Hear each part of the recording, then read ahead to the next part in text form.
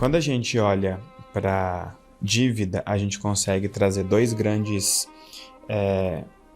vamos chamar blocos de utilidade ou duas grandes funções que aí você consegue entender de que lado você está e como você está usando isso para ter aquela utilidade específica.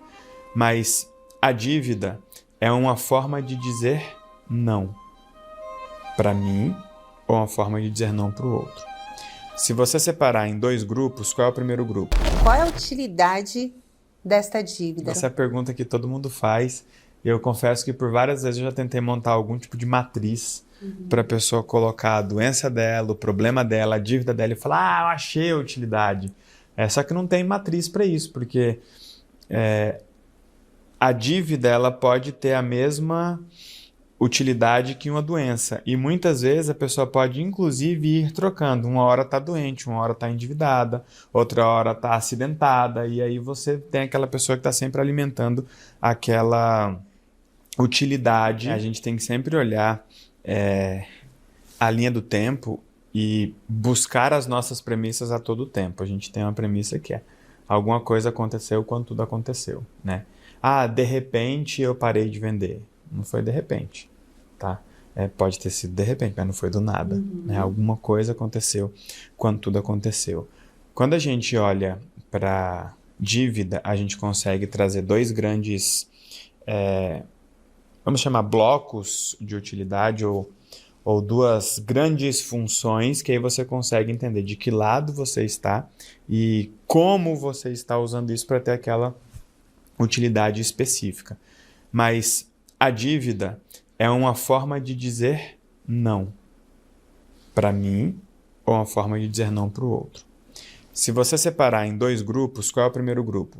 A pessoa que está usando a dívida para prender alguém. Então eu estou dizendo, você não pode ir, você não pode ser livre, você não pode gastar seu dinheiro com você não pode gastar seu dinheiro sem culpa, porque olha como eu estou. Então eu vou ficar sempre te mostrando como eu estou, sempre te mostrando o que eu estou passando toda vez que você estiver tentando algo, porque inconscientemente ou conscientemente eu acredite que você me deve algo, que você tem uma pendência comigo, ou o contrário, você também pode acreditar nisso. Perfeito, primeiro grupo. O segundo grupo é o grupo das pessoas que usam a dívida para se proteger dos outros. Ela está dizendo não para os outros, só que está dizendo do jeito errado. Ela está dizendo, eu não posso, Cida, te socorrer. Eu até queria, eu sou uma pessoa boa, eu só não vou fazer isso por você porque eu não tenho dinheiro. Se eu tivesse dinheiro, eu reformava a sua casa, Cida. Se eu tivesse dinheiro, eu pagava uma escola para os seus sobrinhos e aquela coisa toda. Só que a dívida fica como uma justificativa para a pessoa não se envolver, não se responsabilizar. Convém ficar endividado. Então já coloca aqui no chat se você já deveu ou se você deve e preste muita atenção nisso, porque se um dia você vier a dever, a regra é essa, usar a dívida para prender alguém ou para não se prender a alguém, ou seja, se proteger de alguém, porque quando você é a primeira pessoa a prosperar em um lugar escasso, é terrível. É muito terrível. Porque a condição, ela gera obrigação quando não existe um limite relacional. Por que vocês acham que a Cida tem que socorrer todo mundo ou pagar todo mundo? Porque a Cida tá rica agora. O marido da Cida tá rico. Eles vivem viajando agora e praticando esporte e não sei o que mais que tem e tal. Então, ou seja, agora a Cida pode. Pode o quê? Pode ser feliz ou se sacrificar para nos fazer feliz. Então a dívida tem muito esse lugar. E aí eu gosto de conduzir as pessoas para olhar o problema do problema. Por quê? Bater carro tem problema? Depende. Às vezes é até uma vantagem. De repente o carro tem seguro, você não quer mais o carro. Para vender, o carro tem uma tabela FIP que está desvalorizada. Aí você bate o carro, o seguro paga um valor que ninguém ia pagar no mercado. Putz, foi um negoção. Então, bater carro não é um problema. Agora, qual é o problema do problema? Outro dia nós tivemos uma pessoa no Ponto Cego que ela falava, poxa, meu marido vive batendo carro. Aí eu, mas qual que é o problema? Aí ela já entregou logo. O problema é que eu que tenho que resolver. Eu falei, por quê? O carro tem seguro? Tem. Mas qual que é o problema? É porque está no meu nome. Aí eu falei, ótimo, passa pro nome dele. Se você passar pro nome dele, não bate mais o carro. Mas aí tem aquele padrãozinho controlador narcisista que, tipo assim, como assim ele vai resolver sem mim? Né? Ou como assim ele não vai precisar de mim? Aí ainda dei uma dica para ela. Eu falei, então, muda. Coloca a internet no seu nome. E aí, gente, é só a gente olhar as paraquedas e entender que a previsão, ela fica clara quando você entende a repetição. Ela tem um padrão controlador em que o narcisismo dela faz com que tenha que ser ela a resolver o problema. Então, o marido, quando cria o problema, o chefe, o cara na rua, está fazendo um favor para ela. E se não for eu, o mundo para. Então, enquanto ela tiver aquele problema, esse cara vai fazer esse favor. Pode ser bater no carro ou a internet dando problema, ela tendo que sair lá do trabalho dela, e aí vai na companhia, e aí chega lá, é mal atendida, ou o sistema cai, aquele rolo todo, porque fica dentro daquilo que ela precisa, permite e prefere. E aí você percebe que ali, quando a gente pergunta qual é o problema do problema, o problema é que eu tenho que sair para resolver. Ok. Ficar endividado é ruim? Não, eu tenho dívidas hoje, eu faço dívidas hoje. Eu compro coisas parceladas, financiadas, etc e tal. Só que hoje o meu ganho é muito superior ao meu gasto.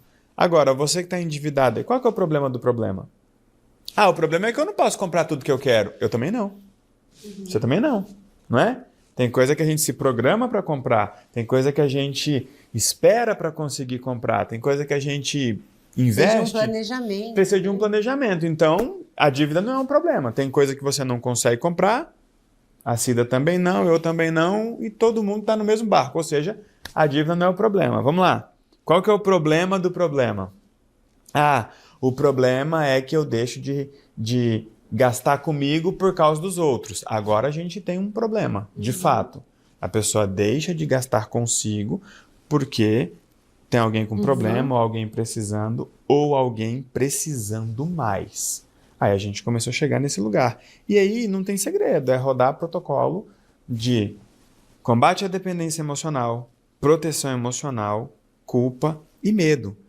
Medo do outro não dar conta de pagar suas próprias contas. Medo do outro não sobreviver. Gente, vamos testar. E cuidado para esses medos não se tornarem justificativas para você alimentar padrões. Elton, você tem medo do seu pai morrer? Não. Eu tenho certeza que ele vai morrer.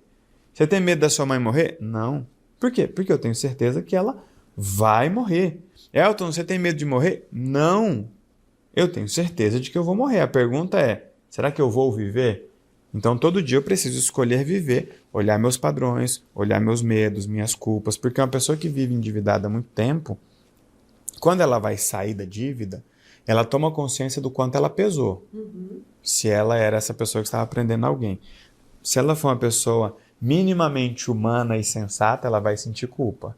Poxa, quantas coisas a minha mãe deixou de fazer porque o meu marido precisou, porque eu precisei, drogas, horas bolas, caçarolas, e fica naquele loop. Se ela não quebra essa culpa, ela sai da dependência emocional, bate na culpa e volta para criar uma outra dependência emocional.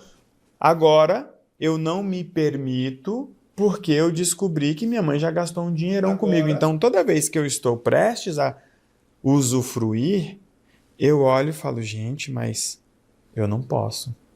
Aí vem aquela culpa por gastar.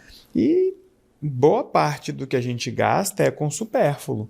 A vida do básico, quando você começa a ganhar dinheiro, ela passa rapidinho.